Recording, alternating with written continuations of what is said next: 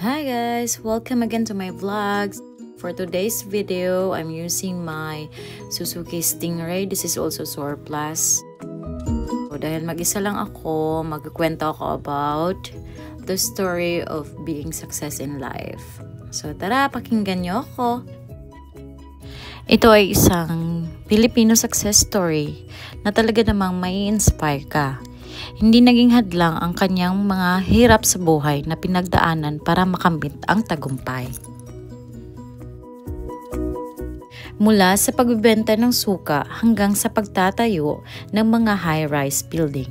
Mula sa paglalakbay sa kalsada ng Pampanga hanggang sa paglalakbay sa buong mundo. Sa pagiging wala ay pagiging mayroon. Mula sa bahay sa ibabaw ng creek hanggang sa isang bahay na pwedeng gawing location ng isang pelikula. Ang kanyang ama ay isang pinanganak na isang mahirap na pamilya sa isang baryo sa Pampanga. Pang-apat siya sa kanilang 8 magkapatid at ang kanyang mga magulang ay hindi nakapagtapos ng pag-aaral. Subalit hindi naging hadlang para matupad ang kanyang mga pangarap sa buhay. Bata pa lamang siya ay natuto na siya kung ano ang magiging negosyo at pagtitinda. Ang pinaka naging negosyo niya habang siya ay nasa elementarya pa lamang hanggang sa pagkatapos ng kolehiyo ay ang pagtitinda ng suka. Ipinagsasabay niya ang kanyang pag-aaral habang nagtutulak ng kariton sa buong San Francisco, Angeles at Mexico. Galon-galon na suka ang kanyang tinitinda at kilo-kilometro ang binabaybay niya araw-araw para maitinda ang lahat ng ito. Ang nalilikom niyang pera ay kanyang pinapaaral sa kanyang sarili at binibigay niya sa kanyang mga magulang at mga kapatid. Noong nasa kolehiyo pa lang siya ay nag-enroll siya ng civil engineering sa Holy Angel University. 7 taon niya itong tinapos dahil nga siya ay nagtitinda ng suka. Noong mga panahong ito, siya rin ay nagdududa kung ipagpatuloy niya ba ang pag-aaral sapagkat sa kanyang isip ay mas malaki pa ang kanyang kinikita sa pagtitinda ng suka. Subalit, mas pinili pa niyang ipagpatuloy ang pag-aaral dahil mas nais niyang mas maging matagumpay. Pagka-graduate niya, siya ay nag-take ng board exam at kanya itong napasa agad. Isa siya sa mga naunang licensed civil engineer sa kanyang baryo.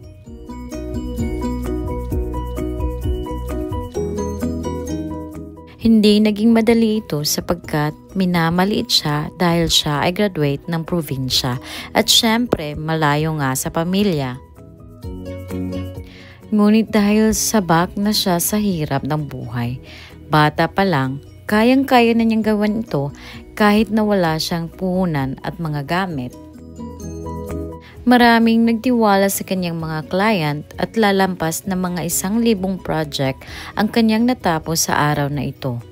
May mga buildings, bahay ng artista, mga malls, mga sikat na restaurant gaya ng Tokyo at Burger King, mga sikat na mga hospital at eskwelahan at marami pang iba.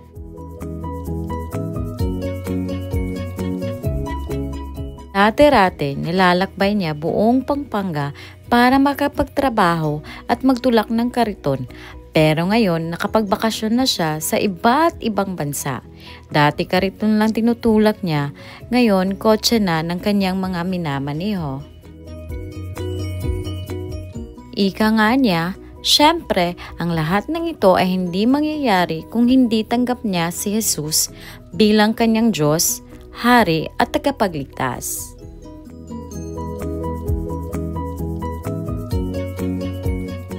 So, ang ganda ng kwento ng engineer na ito, no? At meron nga ba siyang magandang verse? Ito ay ang John 3 verse 16. For God so loved the world that He gave His one and only Son, that whoever believes in Him shall not perish, but have eternal life.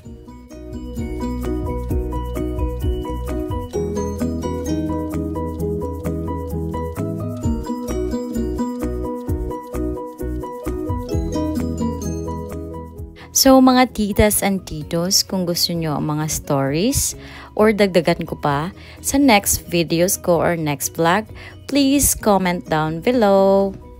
And to those who have not yet subscribed my channel, please don't forget like and click and also subscribe my channel, okay?